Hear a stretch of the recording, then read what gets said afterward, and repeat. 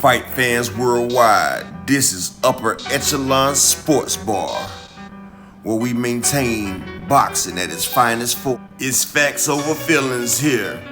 We not a boxer fan, but we are boxing fans. So that means it's non-biased, even though you think it may be no. We love all boxers because we love the sport of boxing, and we hope to progress it and get away from this false narrative that it's going in.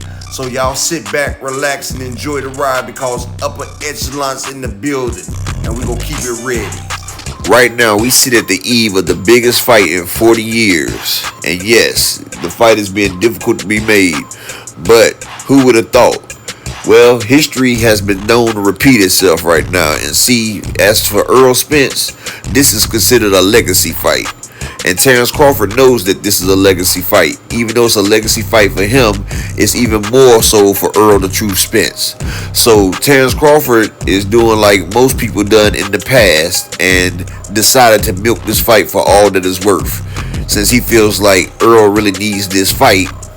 Terrence Crawford once said in a Twitter post that it's a lot of puppets out here, but I'm the puppet master. And see, Terrence Crawford is going to use that leverage because he has a great business sense.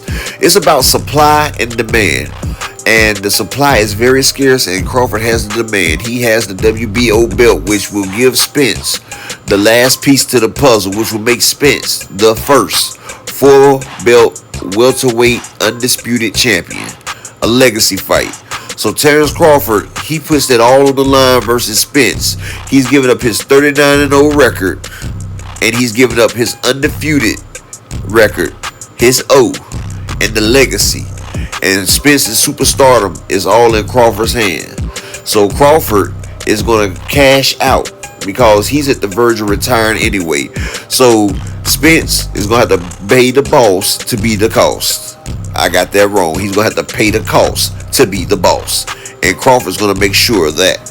And as Brian Boback McIntyre has told us, Crawford has the last piece of the puzzle. So, by right, it's going to cost Earl Spence. And you can't blame him because if you was in that situation too, you would try to get the most for your money. So Earl, if he's going to want to make that fight, he's going to have to pay the cost. He's going to have to do what most champions had done in the past. And in this video right here, we're going to take a look at 10 other fights where the champion, the better fighter, had to take less money to get the legacy fight. Because this is for the future. So Earl Spence is going to have to put his money where his mouth is and have to pay his way to accept for the future. Because beating Crawford is a future fight. And if he beats Crawford, then that puts him in a whole new stratosphere, a whole new stardom. And Terrence Crawford ain't going to make it easy, and he ain't going to make it cheap with a 39-0 record on the line. We're going to take it to December 26, 1908, where we got heavyweight Jack Johnson versus heavyweight Tommy Burns. Jack Johnson received $5,000 while Tommy Burns received $30,000 for the heavyweight championship bout in which Jack Johnson won. Plus, Jack Johnson reputedly had to give 30% of his next 3 boxing purses to pay for that fight. So he bet it on himself. He knew he was great. He showed it. And he cashed out. So there go one in the daggone pass. Next, we're going to take it to Floyd versus Manny Pacquiao. And this is a unique one right here because usually the one taking the less money is the one that wins, which is the better fighter. But I just threw this one on here because Manny Pacquiao and Floyd Mayweather, that was a legacy fight. And even though Manny Pacquiao was the 8 division champion, Floyd was 5 division and he was still undefeated. Floyd gained $180 million while Pacquiao, he only got $120 million, but it was a legacy fight and it was life-changing. May 2nd, 2015, Pacquiao and Mayweather broke all the pay-per-view records in boxing history. Next, we have a classic between Iron Mike Tyson and the Real Deal Holyfield, November 9th, 1996.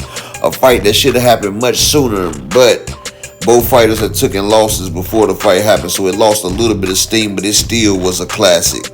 And that right there, Mike Tyson earned $30 million while Evander Holyfield, the winner of the fight, only gained 12 million. But it was drastically reversed on the rematch where Holyfield got his ear bitten by Tyson. Next, we have one of the many mistakes of the promoter, Eddie Hearns, when he ruined AJ's career when he could have had life-changing money versus Deontay Wilder and made us miss a fight that we all clamor for. We got June the 1st, 2019, and we had the immediate rematch December the 7th, 2019. In the first fight, Andy Ruiz got $5 million while Anthony Joshua got $32 million. But as the champion, Ruiz got $10 million on the rematch while Joshua got $60 million. Next fight, it was the fall of the great one, Roy Jones Jr., Mr. Pound for Pound King. Happened November the 8th, 2003. Even though Jones walked away with a controversial win over Tarver, Jones collected $6 million while Antonio Tarver collected his career payday, which was $1.5 million, which was actually $800,000 more than they really wanted to pay Tarver in the beginning. But, he came back on a rematch and then ended up getting a fight in the movie Rocky Balboa. This right here is a recent one, June 5th, 2022. We have ferocious George Kambosos versus Devin the Dream Haney. Devin was by far clearly the A side. Kambosos became the champ off beating Teofimo Lopez. But Kambosos, he priced out the belts because he knew it was a retirement fight, so he got the most out of he could out of the belts. We've seen him garner over $10 million while Haney gets $3 million. Plus, he had a rematch clause in there, so the rematch was to be taking place in Australia as well for the same percentages, which was 70-30 split. Next, we have the record breaker, the beginning of the Money Man, Floyd Money Mayweather versus Oscar De La Hoya, the face of the nation. De La Hoya and Floyd had a 70-30 split, even though Floyd was pound for pound number one and De La Hoya had already lost already. But that fight took place May 5th, 2007, and at the time it broke all the pay-per-view records, and Floyd Mayweather walked away with $25 million, while Oscar De La Hoya garnered $52 million, which before that time was unheard of, such a big payday. Them two broke it all, and it was the start of Floyd Money Mayweather at the time. Next, we got the May 7th, 2022 upset of Canelo Alvarez, the face of boxing. Saul Canelo Alvarez was defeated by Bivol by unanimous decision, where the fight wasn't even close, but the pound for pound number one fell rock hard. But Canelo and Bivol had a $2 million guarantee while Canelo had a $15 million guarantee. At the end of the fight, Bivol garnered $5 million while Canelo walked away with $40 million, but the fight didn't garner as much pay-per-view as they thought because it was on DAZN. Next, we have the passing of the torch. This is another fight in which the fighter lost, but September 14th, 2013, we had Saul Canelo Alvarez versus Floyd Money Mayweather. And see, Saul was ended up able to get this fight because Floyd told him to go get a belt. So he went and unified his titles with Austin Trout. Then came back and went against the GOAT, Floyd Money Mayweather, which gave him a $5 million guarantee, and Floyd had a $41.5 million guarantee. And the fight seen him receive $12 million as Floyd got $100 million for the fight. So see, as history show us, to make it in boxing, you first got to give a lot to gain a lot. And to become the man, you got to beat the man, or beat the man that's selling it. And once you beat him, then the torch is passed to you. And for Earl Spence, right now, already he's the man right now, selling more than Bud. But Bud has what he wants. And Bud is a smart guy. And Earl Spence, if he really wants it as bad as he say he will, then he'll do what he has to do to make the fight happen so he can become who he is destined to be. As for Bud and Bomac, it's a case of being opportunists, and rightfully so. Bomac in his ear saying, look, we got what he wants. So Bud hears it because that's also his manager. So Earl Spence, you know what you got to do. Everybody's done it in the past.